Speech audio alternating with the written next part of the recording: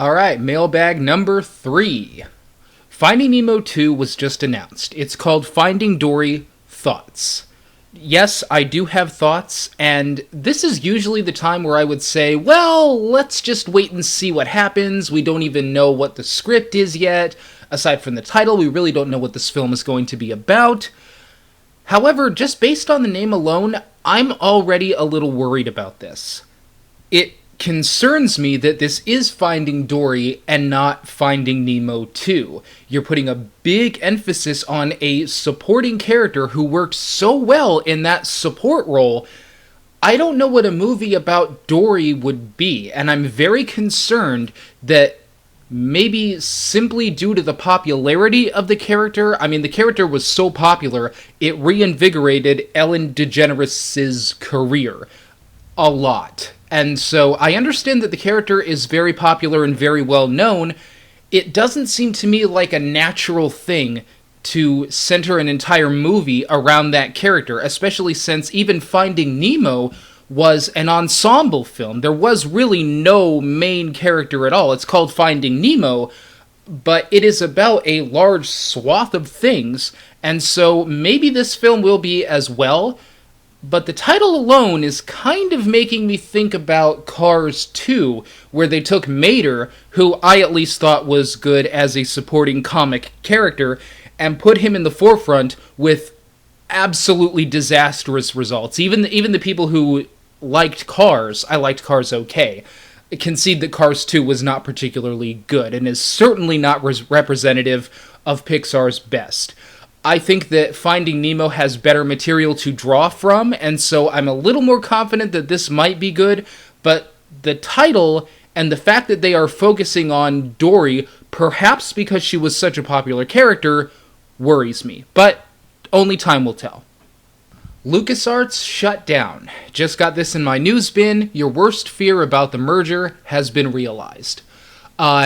This was actually not my worst fear about the merger. This is worse than my worst fear about the merger. It's actually really funny. I understand that this is old news now, and I apologize for only just getting to this.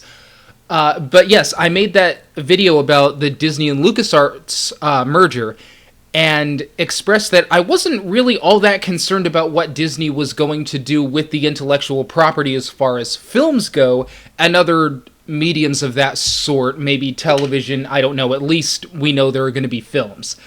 And I'm not really worried about that. It's funny that the one genuine concern that I had is actually a concern that came true much more than I thought it was going to. For those of you who missed it, Disney did decide to completely shut down LucasArts, which is a video game studio, or rather was. And I had this suspicion that Disney was going to do something. See, this is the thing. This is not what I thought was going to happen. I thought that Disney was going to get a hold of LucasArts, and they were going to make poor decisions with it, because it has not been demonstrated to me that Disney really understands the video game industry. They've done some really good things with licensing, but they haven't really been doing very many things at all, or certainly not good things, in the industry itself. And it really seemed to me, just based on the language of what they said about LucasArts when they were asked, because when the merger happened, they were asked, well, okay, you're going to do the movies, great, you got J.J. Abrams and Michael Arndt doing the film, that's wonderful, what are you guys going to do with LucasArts?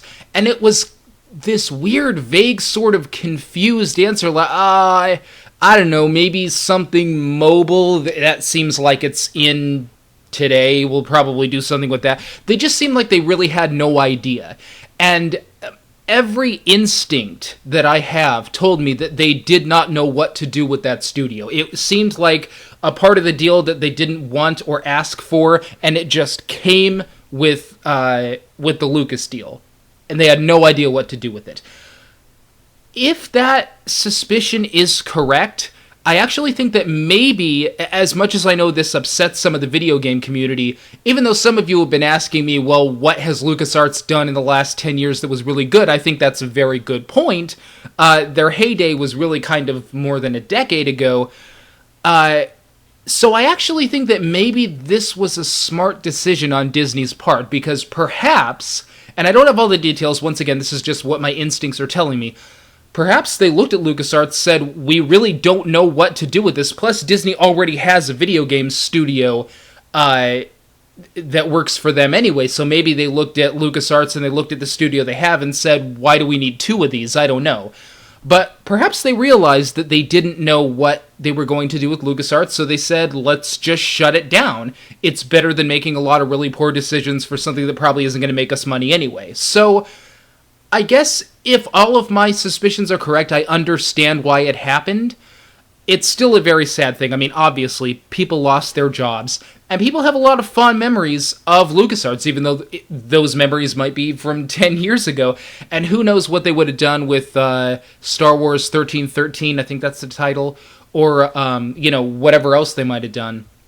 It is kind of a sad, nostalgic thing to know that LucasArts is no longer around. I play Knights of the Old Republic on Steam, I play Battlefront 2 on Steam, and I just have all these great memories of what the studio used to do. So I am very sad to see it go, but I think at a core level, I understand why the decision was made. You've said you love the Stephen Moffat era of Doctor Who. What are your reasons for being floored by it? What do you think of the controversy surrounding Moffat and how he apparently, quote-unquote, ruined Doctor Who? Have you heard about it? What do you think of the Russell T Davies era? That's technically two questions, but that's perfectly fine. I want to clarify this. I want to, super ultra clarify this. I didn't say that I loved the Stephen Moffat era. I said I love Stephen Moffat. Those are two really, really different things. I also have not been particularly floored by the Stephen Moffat era. I think actually I was more floored by some of the individual episodes of the Russell Davies era than I have the Stephen Moffat era. It's really kind of interesting. I think that with every showrunner that there has been, and every doctor that there has been on Doctor Who, you had one outstanding episode per doctor, except for Matt Smith. The Matt Smith episodes have been consistently good, in my opinion, but I have yet to see that really amazing Matt Smith episode of Doctor Who. With Christopher Eccleston, I hope I'm pronouncing that right, in my opinion, you had The Empty Child, which, in my opinion, is the best Doctor Who episode that has ever been written, of any Doctor Who that I've seen. In the David Tennant episodes, you had Midnight, and people would say also Blink. I completely agree that Blink was great. There's a huge plot hole in that episode that no one really seemed to notice. It always kind of gets me every time, but that plot hole aside, even with that plot hole, that episode was really outstanding. So you have really amazing episodes with Christopher and with David. Matt Smith, I haven't seen that great one yet. Some people would say the Vincent van Gogh episode. I'm not going to pronounce it the way that they do. But I would submit to you, it was really only the ending of that episode that was great. The rest of the episode that came before that was just good. It kind of reminds me of the Next Generation episode Dark Page, where you had a pretty standard episode, and then you had this really emotional, memorable ending. But it was only the ending. If it hadn't been for the ending, it just kind of would have been okay.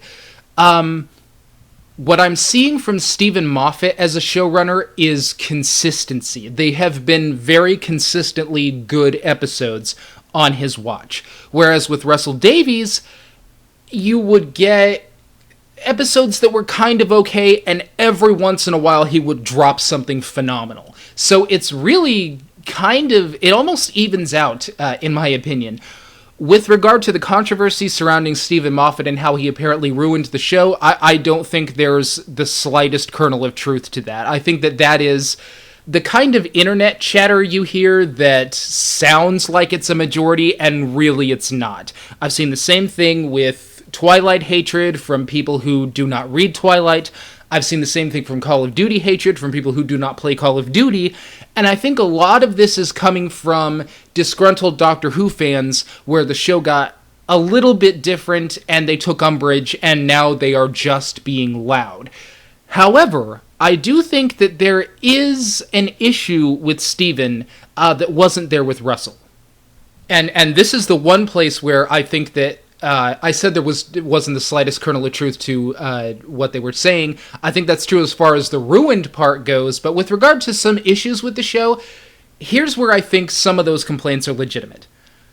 Stephen Moffat is a very ambitious writer. He goes big, he goes all in, and I think once he took over the show, he tried to do so much, and he's tried to do so much ever since, that things did get a little convoluted. I go back to The Impossible Astronaut, that whole story arc. I'm not sure that added up, and I'm not sure that whether or not he is aware of whether or not that added up. I think that Stephen Moffat's weakness as a writer is that he is such a strong writer that he really tries to overextend himself at times. And I think that that is evident and true of the show at times. I don't think that this is something that permeates the show. I don't think it's anything that has by any means ruined the show. I think Stephen is a good showrunner. I don't think he's as good as Davies. So I guess to answer that part of the question, I do prefer the Davies era, but I like them both. I think Stephen's problem is that occasionally, at times in the series, his ambition exceeds his reach. So I hope that big, long thing answered your question, and to the people who don't watch Doctor Who, sorry the answer was so long.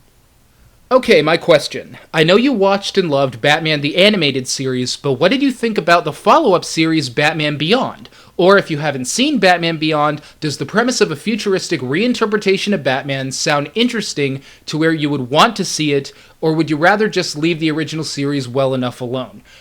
I have seen Batman Beyond. I watched it when it was new, and before I even saw it, I was not particularly taken on the premise, and I really wasn't particularly taken on someone who isn't Bruce Wayne being Batman. I had a lot of serious doubts about that show, and if you had asked me before I had seen the show, I would have said, to your question, that they should leave the original series well enough alone.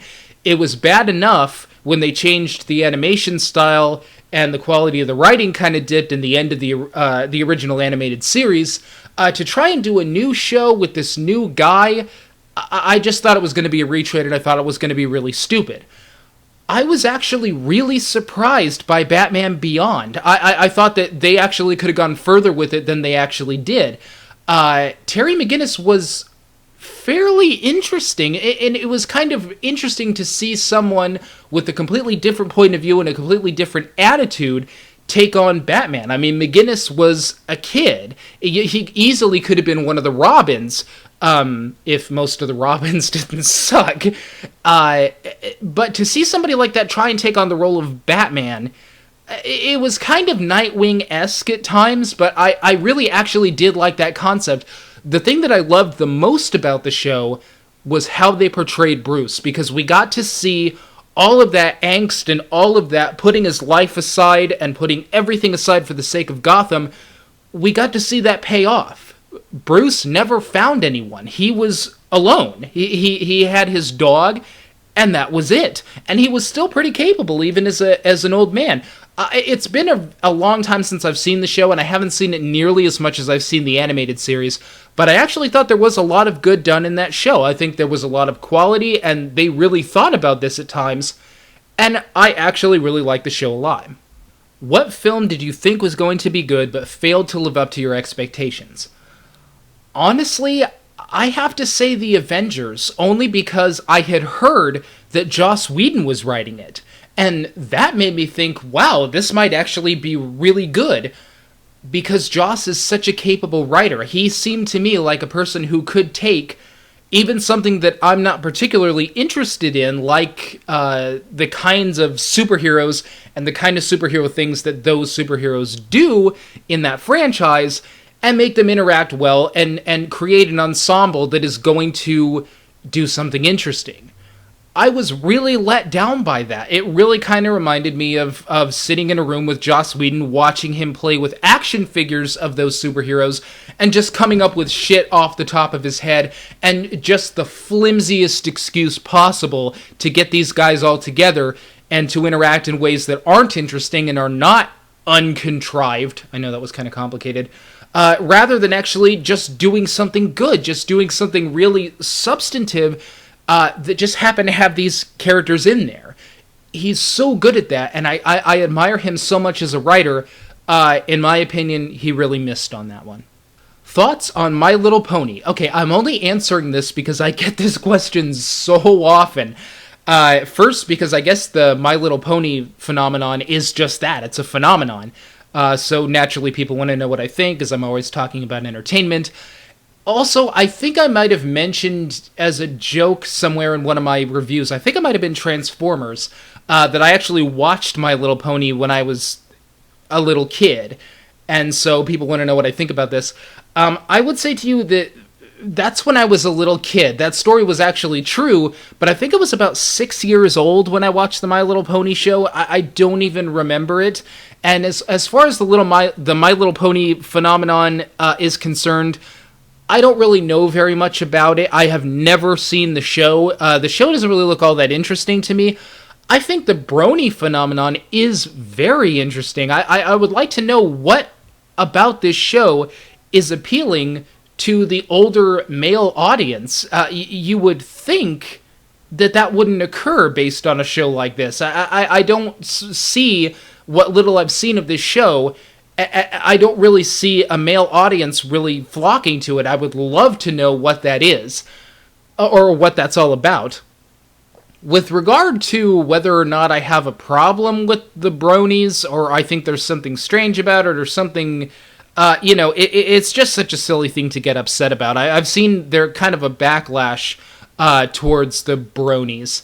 And what the hell difference does it make? It's something that they like. It's something they enjoy. They're not hurting anyone. They're not perverse, as far as I know. They're just a group of people who have found value in a show. And yeah, maybe it's a little strange for older men to be involved in what is typically seen as a kid's show, but I don't know. I watch kids' shows all the time. I like SpongeBob SquarePants. I like Dexter's Laboratory. I like The Fairly Odd Parents.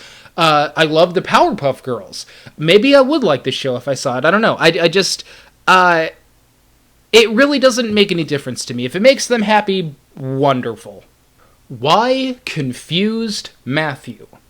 Okay, I'm finally going to answer this question. Confused Matthew came about in a very roundabout way. I had no intention of calling this, whatever this is. I had no intention of calling this that. I actually had no intention of doing anything that I've ever done with regard to Confused Matthew. This is something that I kind of fell into. What happened was, it was really early 2007 when I was just kind of discovering all the joys of YouTube, and I thought it might be fun to put a few videos up. So I created this channel, and it was actually going to be me and my brother talking about all kinds of things, whether it was movies, philosophy, science, literature, any number of topics. And we did a few videos that weren't particularly interesting, and I think the two of us eventually lost interest.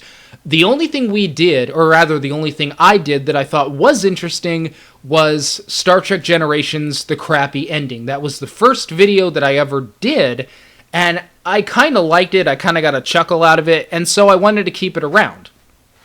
Now, when I was doing that video, I didn't have video equipment at all. The only thing I could show is stills, which is why there are so many stills in a lot of my earlier reviews. So when it came time to talk about issues that I was confused about, I just randomly searched for a picture that would express my confusion, and I came across that picture that said, Matthew felt confused. So when I took the original YouTube site down, I wanted to keep Star Trek Generations the crappy ending, so I put up a new YouTube site, and I remember that picture I found that said Matthew felt confused, and I said, what the hell, I'll call this Confused Matthew. So that is how Confused Matthew was born. Now, this may raise the question of whether or not it was a huge coincidence that I found a picture that happened to have my name Matthew on it, or whether or not my name is actually Matthew. That I will leave to your imagination. Do you believe in God? Why or why not? I am not going to answer this question, ever, on the internet. And the reason is, The internet is the worst possible place to talk about this stuff. The internet is the worst possible place to even mention this, or to even bring it up, or to even say the word God, or atheist, or Republican, or Democrat.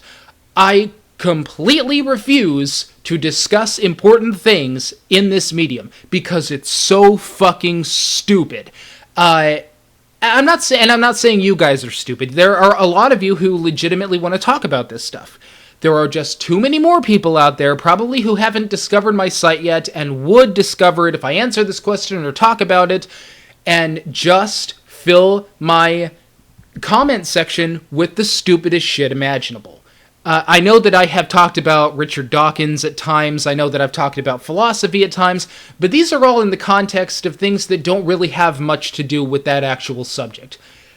If I say that I'm a Christian, or I say if I'm an atheist, I am going to get a shitstorm of stupid that will knock me senseless. Look at the extra credits video, Religion in Games. Or rather, don't. If you go to that thing, do not scroll down. But because you will see more stupid coming out of everyone that saw that video in response to something that was just trying to have an even-handed conversation about that topic. I don't know. As I said, the internet is the worst place to discuss things like this, and I abstain from answering your question only because I just don't want to deal with the kind of shit you get when you talk about stuff like this. I have no problem with controversy when it comes to semi-frivolous things like art or movies. When it comes to really important stuff like the issue of God or the issue of politics, I just don't want to deal with it. Last question, and this one is a really good one. Matthew, when you watch a film that is based on a true story or true events, do you judge it differently in terms of how well it portrays what the event is, e.g. Argo, or do you still judge it like any other film? Yes, as most of you probably know, I really liked the film Argo, I really did not like the film Titanic, and both films took huge liberties with what actually happened. Both were based on a true story, had a completely different reaction to one than the other. I wouldn't say that I judge a film based on a true story in terms of how well it portrays that event, if you're talking about how accurately. I will judge it based on whether or not it accurately portrayed the core of those events. But with regard to taking liberties, it really just depends. I think the reason that Argo and films like Argo worked for me, and the reason that films like Titanic and Pearl Harbor did not, is because those films that didn't work for me got away from its core. Yes, the boat sunk. Yes, a whole bunch of people died.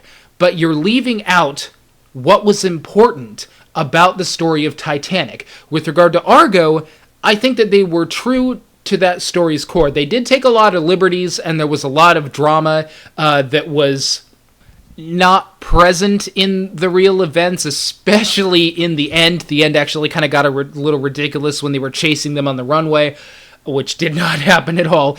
But it was true to the spirit of that story. It just put a few things in there for dramatic effect. I don't see Titanic as a film that is putting things in there for dramatic effect. I see it as telling a story and a subject matter that is completely unrelated to the story of Titanic and just putting it in the Titanic setting. And that, among other things, is really what bothered me about that film. So with regard to events, or regard to films that are based on a true story or true events, I don't exactly judge it like any other film. You do have to take into account whether or not they're just bullshitting you and they're just completely giving you something fabricated and saying it was based on a true story, except for Fargo. Fargo can get away with that, but with everything else, you do have to judge it based on whether or not they're being true in the spirit of the story to those events. I think that Argo was. I think Titanic absolutely was not. Thank you all for watching, keep your questions coming, and I will see you all next time.